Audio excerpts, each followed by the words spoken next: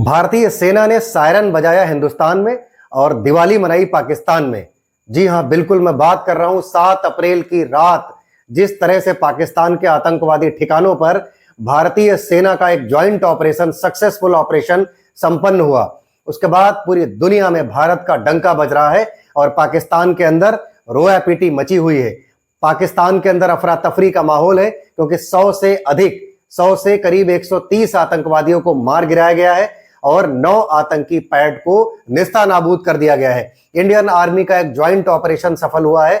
इसमें air force, Indian navy और Indian army की तरफ से इस ऑपरेशन को सक्सेसफुल किया गया है और यह 1971 के बाद पहली बार ऐसा हुआ है जिसमें मुख्य रूप से अगर आप देखें तो सुखोई, मिग, ब्रह्मोस और ड्रोन जैसे आधुनिक हथियारों का इस्तेमाल किया गया है और पाकिस्तान के 2 लड़ाकू विमानों को भी मार गिराया गया है। और अब तक की जो खबर है उसके मुताबिक पाकिस्तान की तरफ से भारत के किसी भी विमान को पाकिस्तान का कोई भी एयर डिफेंस सिस्टम क्रैश नहीं कर पाया है। यानी चाइनीज माल पर भी भरोसा मत करिए। जिस चाइनीज माल के भरोसे पाकिस्तान दंभ भरता था वो सारे के सारे चाइनीज एयर डिफेंस सिस्टम फुस होते नजर आ रहे हैं। 22 अप्रैल को पाकिस्तानी आतंकवादियों ने कहा था कि बता देना मोदी को। 7 अप्रैल को मोदी ने बता दिया है कि मोदी मोदी है, भारत भारत है।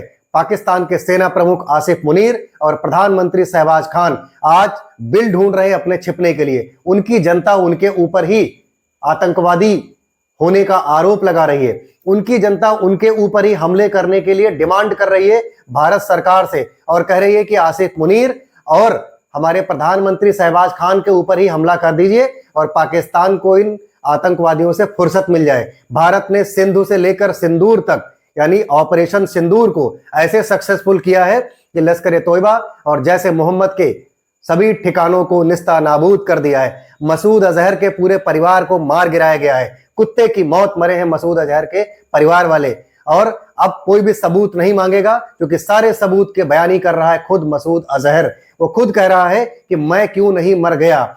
मसूद अजहर को अब पता लगेगा कि अपनों को खोने का दर्द क्या होता है क्योंकि कहीं ना कहीं उसने जो दर्द भारत के लोगों को दिया था, पत्नियों के सामने पतियों को, बच्चों को मारा था, नस्ल भेद किया था, धर्मवाद किया था, धर्म पूछ पूछ कर तुमने मारा था। आज तुमको पता लगा है कि तुम्हारे भाई और बहन को मारने का क्या अंजाम होता है।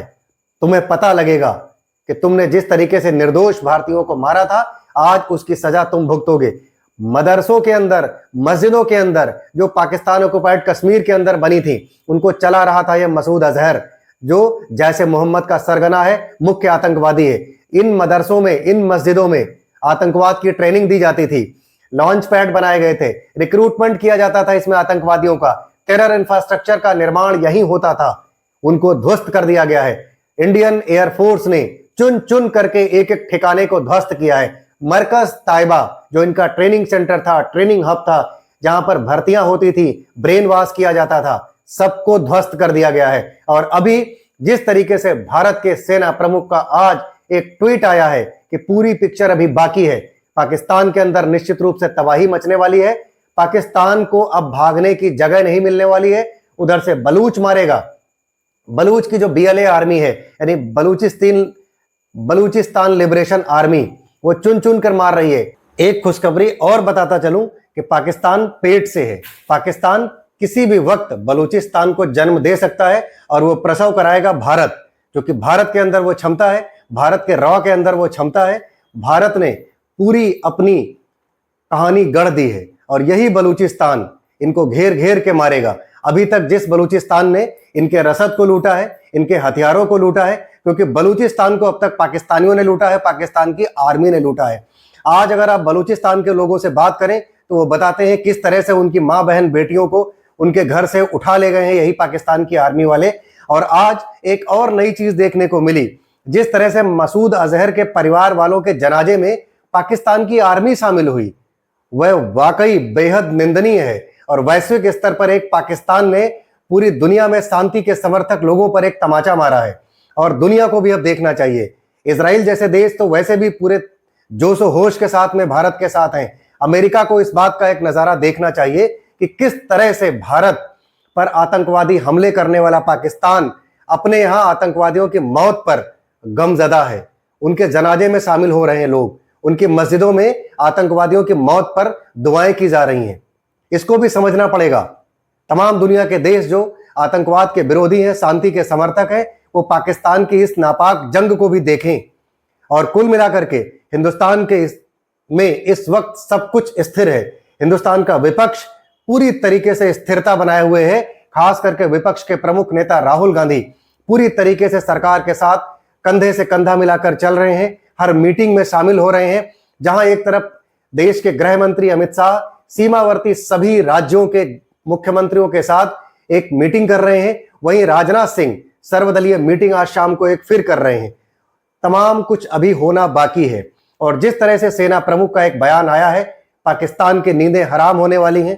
पाकिस्तान के अंदर अभी और आतंकवादी गतिविधियों को जन्म देने वाली जगहों पर और हमले होंगे। पाकिस्तान को अभी और रोना है। पाकिस्तान अभी तक पानी को तरसा है। अब पाकिस्तान में आतंकवादियों का खून भी बहेगा और भारत चुन चुन कर बदला लेने के लिए तैयार है। जिस तरीके से भारतीय नारियों का सिंदूर पूछने का दुस्साहस पाकिस्तानी आतंकवादियों ने किया है, अब इन पाकिस्तानी आतंकवादियों को रोना पड़ेगा, पाकिस्तानी सरकार को रोना पड़ेगा और इसका चाहे अनचाहे पाकिस्तान की जनता को भी खामियाजा भुगतना पड़ेगा। हो सकता है कि भूखे मरना पड़े पाकिस्तानी जनता को, हो सकता है प्यासे मरना पड़े, हो सकता है उसका खून भी बहे, क्योंकि पाकिस्तान के जो भारत बॉर्डर पर सीमावर्ती राज्य हैं वहां पर हड़बड़ मची हुई है। लोग भाग रहे हैं, लोगों को बंकरों में छुपाया जा रहा है और पाकिस्तान तमाम तरह की मनगढ़ंत कहानियां भी बनाने में जुटा हुआ है। वो वैश्विक स्तर पर भारत के लिए तमाम दुस्साहस दुष्प्रचार भी करता रहता है। लेकिन अब पाकिस्तान कुल मिलाकर बेनकाब हो चुका है। हिंदुस्तान इस वक्त एकजुट है, हिंदुस्तान एक रहेगा और पाकिस्तान के आतंकवाद को डट कर मुकाबला करेगा और डट कर समाप्त करने का समय भी, अंतिम समय अब आ चुका है। और वर्तमान की सरकार के साथ पूरा हिंदुस्तान की एक एक राजनीतिक पार्टी लगी हुई है, सेना के साथ लगी हुई है। सेना के वीरता और पराक्रम पर आज हिंदुस्तान नाच कर रहा है।